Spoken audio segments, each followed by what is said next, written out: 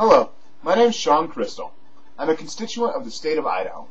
After speaking with Senator Chuck Winder on February 15, 2013 at approximately 4:00 p.m., I made the conscious decision to submit a testimony to the Senate committee in regards to RS 21862 and 21872 via email, as I knew I would not be able to make it to the committee meeting at 8 a.m. on Wednesday, February 20, 2013. I personally felt that Senator Winder did not have a proper understanding of the Controlled Substance Act of 1970. After providing him factual and lawful information in regards to this act, Winder stated, quote, "I don't know what you're talking about," end quote. Looking at the facts contained within this act, the classification of marijuana or cannabis is in direct violation of the act itself, and therefore should be considered inadmissible. My factual reasoning behind this directs me to the requirements of a Schedule I controlled substance. According to United States Code, Title 21, Chapter 13, Subchapter 1, Part B, Section 812, a drug or other substance may not be placed in any schedule unless the findings required for such schedule are made with respect to such drug or other substance. The findings for each of the schedules are as follows. Now, I'm only going to go into Schedule I, as that is the classification of marijuana. The requirements of a Schedule I controlled substance are A, the drug or other substance has a high potential for abuse, B, the drug or other substance has no currently accepted medical use and treatment in the United States, and C, there is a lack of accepted safety for the use of the drug or other substance under medical supervision.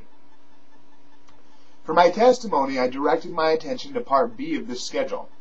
This states that marijuana as a Schedule I substance has no accepted medicinal value in the United States. This is simply not true, as there are multiple patents on medical marijuana. One in particular is held by the United States of America, as represented by the Department of Health and Human Services. This is patent number 6630507, titled Cannabinoids, Antioxidants, and Neuroprotectants. This patent shows the many uses of cannabinoids which are found in marijuana or cannabis. What are cannabinoids, though? One learns in biology that the human body has many systems, the circulatory, respiratory, digestive, and nervous systems, just to name a few. Each system of the human body has parts. For example, the nervous system is made up of the brain, spinal cord, and nerves. By the late 1980s, science identified a new human system known as the endocannabinoid system, or ECS. This system is present in all mammals, which include around 15,000 other species besides humans. A mammal is any vertebrate animal distinguished by self-regulating body temperature, hair, and milk-producing females.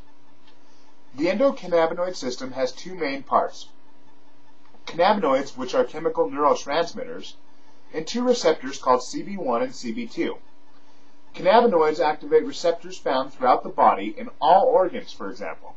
In fact, all systems in our bodies are modulated by the endocannabinoid system. This means that as a body system changes, it uses the ECS to do so. Science has defined three classifications of cannabinoids. These are endogenous cannabinoids, or endocannabinoids, which are produced by the human body; herbal cannabinoids, or those found in cannabis sativa or indica plants, more commonly known as marijuana; and synthetic cannabinoids, normally produced and distributed by a pharmaceutical company, but also found in spice, K2, or herbal incense. On one end of this spectrum, these are deemed highly dangerous, those found in spice or other herbal products. On the other, very valuable, those found in sativas, marinol, or jannabinol. Use of cannabinoids found in marijuana or cannabis is covered under patent number 6630507. And since no one has been arrested for patent infringement, this is therefore called easement. The non-action of law enforcement enforcing this patent technically allows legal use of cannabis in all forms. When two federal agencies who receive federal tax dollars claim different facts, the only facts which are true are contained under U.S. patent laws and not made up by the DEA. Making marijuana or cannabis legal isn't about letting people smoke a natural non-toxic substance. It's about creation of jobs, making an already existing industry legal, and providing safe access to the world's least harmful medicine. It is a crime to keep the marijuana or cannabis laws on the books, since the laws were created using fraud, for profit, and lies about its true uses, such as providing safe medicine, powering our cars, feeding the poor, clothing the world, and cleaning our skies of air pollution, amongst thousands of other uses.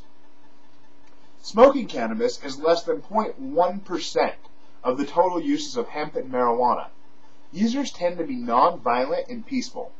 We only want freedom restored by using truth and liberty as a base, a concept that is very American. Using deadly force, military tactics, and invasions of privacy against us is unjust and should be considered as terrorism.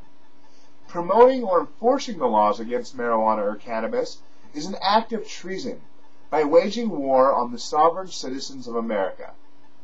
I ask you now to contact the representatives of your state and ask that these laws be repealed from the books. Thank you for taking the time to watch my video. Good night.